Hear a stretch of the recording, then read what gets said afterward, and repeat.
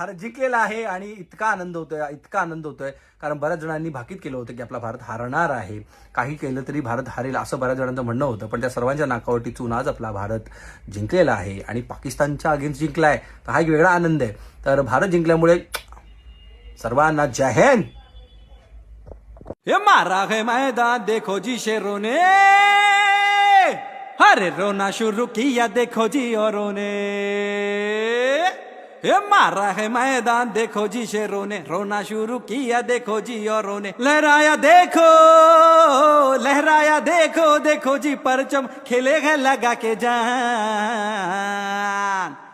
India जीता है जीता है जीता है जीता है जीता, हर्रा के पाकिस्तान. इंडिया जीता है जीता है जीता है जीता है जीता है, हर्रा के पाकिस्तान.